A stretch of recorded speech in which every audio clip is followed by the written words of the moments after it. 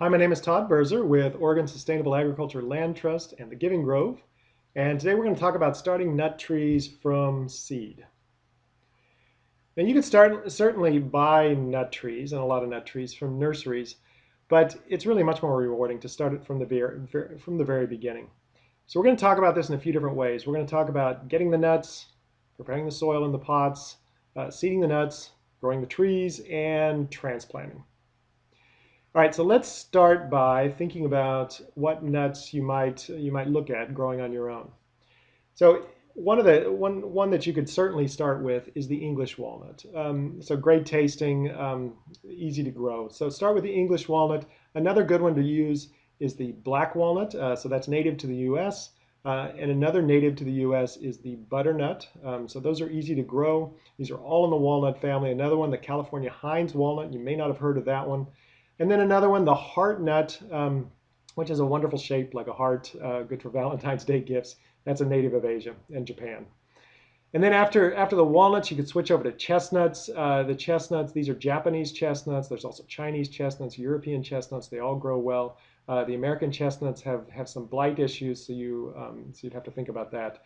And then we go to pine nuts. So we've got California gray pine. They've got some very large nuts, very nice. You could also grow pinyon pine, Italian stone pine, Korean pine. And then one nut that you may not have heard of or may not be familiar with or may not have seen, but that is the monkey puzzle nut. And that's a tree from South America and has just excellent tasting nuts. So those are all great nuts that you can use and you can grow with the methods that I'm going to describe in this video. And you can get these nuts from local trees. That's probably the best because these are trees that have been adapted to your area, or you could buy them. And here's a few different sources where you can get them in the U.S. You want to keep the seeds kind of cool and moist and not dry them out. Some of the seeds that you get from a supermarket, like walnuts, have been dried, so you want to get them almost in the state that they fell off the tree. Okay, the next step is to prepare the soil. And the thing to remember here is that we are mimicking forest soil here for these pots that we're going to put the nuts into. We want to have forest soil, not garden soil. And the difference is that we want something very high carbon, very high fungal content. That's where the trees are going to be the happiest in. So you need a base. That can be leaf mulch or peat moss, again, something very high carbon. You want a sand. You typically add sand for drainage. And then we're going to add an inoculant to get the right mix of microbial life, especially fungal activity. And forest soil is really the best for that. So let's go ahead and demonstrate this. We're going to start off, as we mentioned, with leaf mulch. And this is just a big pile of leaves that you set out for a year or two and let it decay. And that's really the best of the best. If you don't have that, you can use peat moss. Now we're going to add some sand to improve drainage so that the water flows through. And after that, we're going to be adding an inoculant. So the forest soil, as I mentioned, is the best of the best. Go ahead and put some forest soil in to put the right microbial life into this mixture. I'm going to go ahead and just to increase the diversity, and because I have it, I went ahead and put some compost, some of my own compost in, and then also vermicompost or worm compost.